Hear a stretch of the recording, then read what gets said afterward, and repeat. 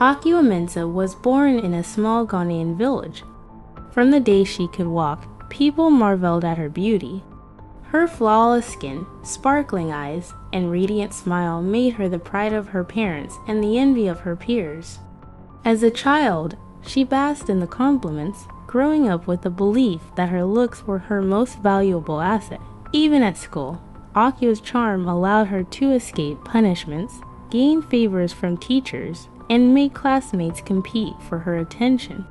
This constant reinforcement fed her ego. She began to view herself as superior, treating others as beneath her. As Akua grew into a young woman, her beauty blossomed.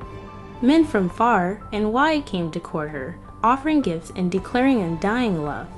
She turned them away with scorn, convinced she deserved someone worthy of her. Her arrogance knew no bounds, and she began mocking women she considered less attractive, claiming they were destined for mediocrity. However, Akua invested nothing in building her character. She was impatient, dismissive, and selfish. The older women of the village often warned her, Akua, beauty is like the morning dew. It vanishes with the heat of the sun. Build substance in your heart, not on your face. but Akua laughed at them, believing her youth and beauty would last forever. By her mid-30s, Akua noticed changes. Fine lines appeared on her face, and her skin lost its glow. The men who once swarmed her began to look elsewhere, pursuing younger women. Akua became desperate, spending her savings on expensive lotions and remedies. Yet, nothing stopped time.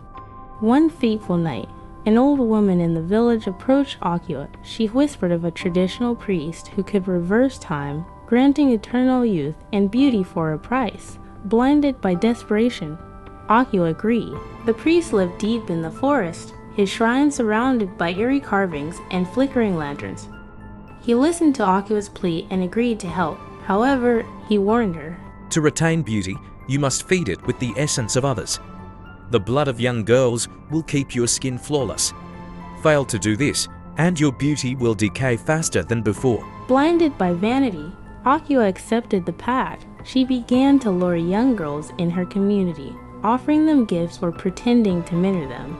One by one, they disappeared, and Akua's beauty returned. The villagers grew suspicious as Akua seemed untouched by time while tragedy struck their daughters. Akua's actions eventually caught up with her. The families of the missing girls uncovered her secret when one escaped. They stormed her home and dragged her to the chief. As she stood in the square, her beauty began to melt away before their eyes. Her once radiant skin turned gray and cracked, and her hair fell out in clumps. The priest's curse took its final form. Without fresh blood, Akua aged rapidly, transforming into a hideous old woman. As she pleaded for forgiveness, the villagers turned their backs on her. Banished from the village, Akua lived the rest of her life in solitude.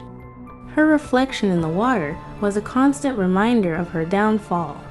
She realized too late that her arrogance and vanity had robbed her of meaningful relationships, and beauty without kindness or integrity was meaningless. As she sat alone under the baobab tree, she whispered, If only I had listened to those wise old women. Beauty fades, but a good heart lasts forever.